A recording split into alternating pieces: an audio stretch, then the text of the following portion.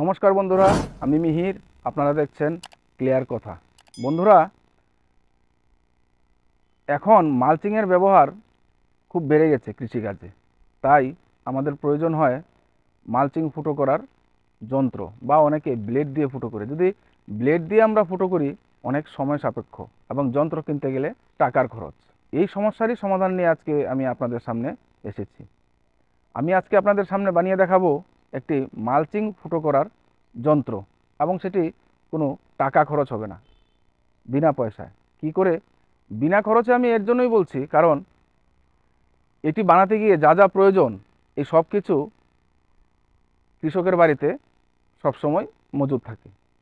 সর্বপ্রথম হচ্ছে একটি টেনসারি বা আরি ব্লেড, অনেকে অনেক নামে বলে থাকে। তারপর একটি সিলভারের কৌটা বা সিলভারের বোতল, আমাদের জমিতে যে স্প্রে করে থাকি ওষুধ, সেই ওষুধের কৌটো, যে সিলভার হতে হবে, সে যে কোনো ওষুধের হোক। আমি এখানে দুটো নিলাম, একটি 1 লিটার, একটা 1/2 লিটার। তার সঙ্গে প্রয়োজন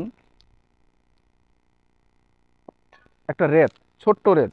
আমি দেখাচ্ছি রেতটা খুলে আপনাদের, মানে যেটা সব থেকে ছোট বাজারের, বা চিকন, এবং এমন ত্রিভুজ আকৃতি, ত্রিকোণ বা 3 কোণা, যে যেটা বলে, যে এলাকায় যেটা যে ভাষায় প্রচলিত।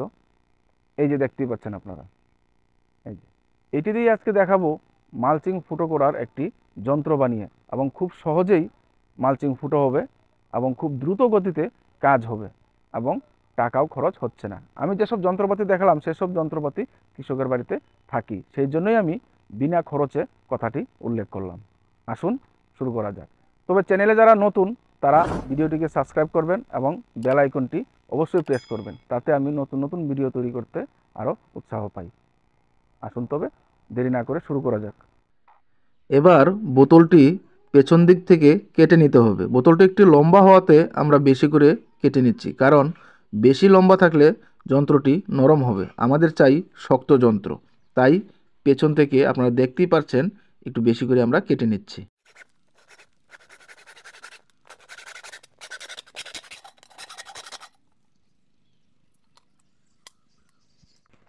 এবার আমরা দ্বিতীয় বোতলটিকেও ঠিক একইভাবে কেটে নেব।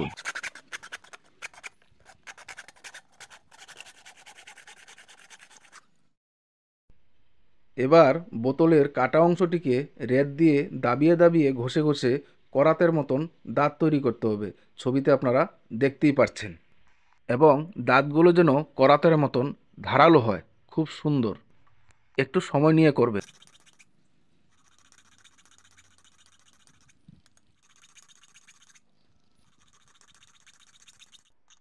এবার দ্বিতীয় বোতলটিকেও একইভাবে তৈরি করে নেব।